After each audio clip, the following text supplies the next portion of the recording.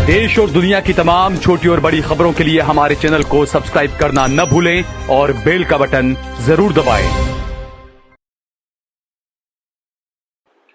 नमस्कार दोस्तों, स्वागत है आपका देश लाइव में और आपके साथ मैं हूं आशिमा त्यागी। दोस्तों जरा सोचिए, जब मौत की जांच करने वाला ही डर में जीने लगे, जब डॉक्टर के हाथ में स्टेथोस्कोप नहीं बल्कि डर कांपने लगे, तो उस समाज की सच्चाई क्या होगी?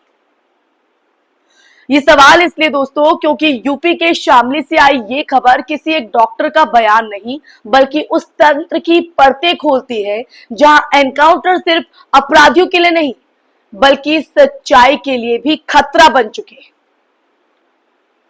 दरअसल डॉक्टर ने आरोप लगाया है कि यूपी पुलिस उन पर दबाव डालती है कि फर्जी मुठभेड़ों में मारे गए लोगों की पोस्टमार्टम रिपोर्ट को बदल दिया जाए। अब ऐसे में सवाल यह है कि जब मौत की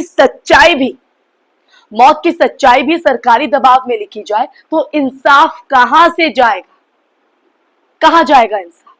इसी सवाल के साथ चर्चा की शुरुआत होगी, लेकिन उससे पहले इंसाफ की आवाज को बुलंद करने के लिए और सच्ची पत्रकारिता के लिए हमारा सहयोग करें। साथ ही डिस्क्रिप्शन में दी गई लिंक को ओपन कर ज्वाइन बटन दबाकर आप हमसे यानी देश लाइव से सीधा जुड़ सकते हैं। दोस्तों, तो सच की आवाज को बुलंद करने के लिए सच के मुद्दे लेकर आता है देश लाइव आपसे संवाद के लिए। और ऐसा ही मामला आज का है, जहां शामली के सामुदायिक स्वास्थ्य केंद्र के मुख्य चिकित्सा अधीक्षक ने जो बयान दिया है, उसने योगी सरकार के एनकाउंटर मॉडल की असलियत पर बड़ा सवाल खड़ा कर दिया है। बड़ा सवाल। डॉक्टर का कहना है कि उन्हें पुलिस की तरफ से निर्देश दिए जाते हैं कि पोस्टमार्टम रिपोर्ट में गोली की दूरी, दिशा या जख्मों की जो संख्या जैसी डिटेल्स को इस तरह लिखा जाए कि वो पुलिस मुठभेड़ साबित हो, यानी मौत को भी स्क्रिप्ट की तरह एडिट किया जा रहा है। और ये दबाव डॉक्टरों पर, ताकि अपराध के नाम पर हो रही हत्या को एनकाउंटर का कहा जा सके, उसका नाम दिया जा सके। अब इसके पीछे की वजह क्या है? मैं वजह पर आऊं उससे पहले आंकड़ों की बात कर लेते हैं। दोस्तों, 2017 से अब तक यूपी में 15,726 एनकाउंटर दर्ज हुए हैं, जिनमें 256 लोग मारे गए और 10,324 घायल हुए। दोस्तों, ये जो आंकड़े हैं वो दिखाते हैं कि कानून व्यवस्था के नाम पर यूपी में गोलीबारी सामान्य हो चुकी है। मेरठ जोन, जिसमें शामली, मुजफ्फरनगर, बागपत, गाजियाबाद और मेरठ शामिल है, सबसे ऊपर है। यही वो इलाका है जहां एनकाउंटर सबसे ज्यादा हुए और वहीं के डॉक्टरों ने पुलिस पर दबाव डालने का आरोप भी लगाया। अब सवाल उठता है कि क्या इन मौतों से हर एक वाकई अपराधियों की थी, या कुछ मौतें सत्ता की कहानी को सच साबित करने के लिए गढ़ी गई थी? क्योंकि डॉक्टरों की अगर बात करें तो डॉक्टरों का कहना है कि पोस्टमार्टम रिपोर्ट में अगर गोली की दिशा, दूरी या शरीर पर निशानों की सटीक जानकारी दी जाए तो पता चल सकता है, इस बात की तस्दीक की जा सकती है कि मुठभेड़ असली थी या नहीं। लेकिन जब यही साक्ष्य ही बदला जाए तो जांच की नींव भी गिर जाएगी। इस बयान के बाद भी ये साफ होता है दोस्तों कि सिस्टम के नीचे तक डर और नियंत्रण फैला हुआ है। पुलिस सिर्फ अपराधियों पर नहीं, डॉक्टरों पर भी दबाव डाल रही है। अब ऐसे में एक लोकतांत्रिक राज्य में जहां न्याय की प्रक्रिया सबूतों पर निर्भर करती है, वहां अगर सबूत ही झूठ लिखे जाए तो फिर लोकतंत्र किस भरोसे जिंदा रहेगा? किस भरोसे? ये मामला सिर्फ शामली का या मेरठ तक सीमित नहीं है। नेशनल ह्यूमन राइट्स कमीशन ने भी कई बार यूपी पुलिस को नोटिस भेजा है कि फर्जी एनकाउंटरों में पारदर्शिता और जांच की कमी है। और कई मामलों में सुप्रीम कोर्ट ने भी कहा था कि एनकाउंटर कभी भी कानून का विकल्प नहीं हो सकता। लेकिन जमीनी हकीकत ये है कि आज यूपी में एनकाउंटर एक राजनीतिक मॉडल बन चुका है। डर का मॉडल, नियंत्रण का मॉडल और प्रचार का मॉडल। जब अपराध घटाने के लिए कानून का इस्तेमाल करने के बजाय गोलियों का सहारा लिया जाए तो शासन व्यवस्था एक संवैधानिक लोकतंत्र नहीं बल्कि एक पुलिस स्टेट बन जाती है। दोस्तों, डॉक्टरों का ये जो बयान है, डॉक्टर का बयान इस बात की पुष्टि करता है कि अब ये मॉडल डॉक्टर्स और न्याय प्रक्रिया को भी निगल रहा है।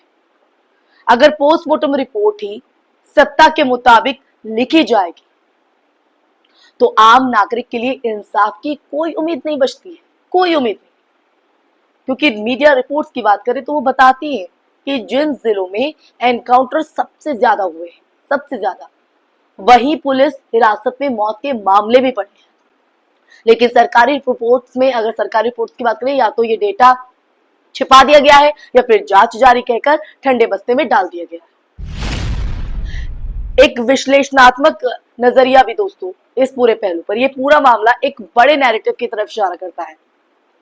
दरअसल सख्त सरकार, अपराध पर जीरो टॉलरेंस, ये लाइन सुनने में अच्छी लगती है, लेकिन जब कानून की प्रक्रिया को दरकिनार कर गोली को न्याय का माध्यम बना दिया जाता है तो असली न्याय मर जाता है, ऐसे ही दबाव के कारण। 2017 के बाद से यूपी में पुलिस को एक तरह से फ्री हैंड दे दिया गया। लेकिन इसी फ्री हैंड का मतलब अगर देखें तो अगर न्यायिक जवाबदेही का अभाव हो जाए तो ये लोकतंत्र के लिए खतरा है, भयावह है।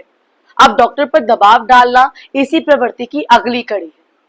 पहले अपराधियों को गोली मारकर खत्म करो और फिर रिपोर्ट में उसे वैध साबित कर दो, ताकि अदालत तक बात पहुंचे ही नहीं। और दोस्तों, यही वजह है कि विशेषज्ञ इसे संवैधानिक पतन की चेतावनी मानते हैं। डॉक्टर्स का बयान कोई व्यक्तिगत शिकायत नहीं है, बल्कि उस डर का दस्तावेज है जो व्यवस्था से में फैल चुका है, जहां सच बोलना भी अपराध बन गया है। और वाकई कोई सच बोलता है तो उसे देशद्रोह बना दिया जाता है। अब जरा सोचिए, जब डॉक्टर जो सच की गवाही देने वाला होता है वो भी कहे कि मुझ पर दबाव डाला जा रहा है, मैं दबाव में हूं, झूठ लिखने का दबाव, तो ये केवल एक चिकित्सकीय मामला नहीं बल्कि लोकतंत्र की सेहत का भी आईना है। एनकाउंटर अगर असली है तो जांच से डर क्यों? अगर अपराधी मारे गए तो पोस्टमार्टम रिपोर्ट से डर कैसा? तो दोस्तों, सच यही है कि जब सत्ताएं अपने डर को छिपाने के लिए सच को दफनाने लगी तो लोकतंत्र धीरे धीरे मरने लगता है। यूपी की शामली से उठी ये आवाज एक डॉक्टर की नहीं बल्कि उस न्याय व्यवस्था की पुकार है जो दम तोड़ रही है। और अगर हमने अब भी नहीं सुना तो अगली पोस्टमार्टम रिपोर्ट शायद सच की ही होगी। इसी के साथ इस टॉपिक में फिलहाल के लिए बस इतना ही।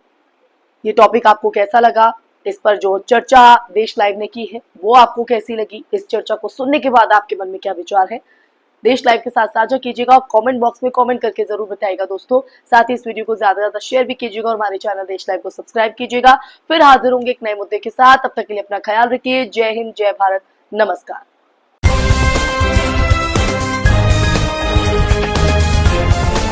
देश और दुनिया की तमाम छोटी और बड़ी खबरों के लिए हमारे चैनल को सब्सक्राइब करना न भूलें और बेल का बटन जरूर दबाएं।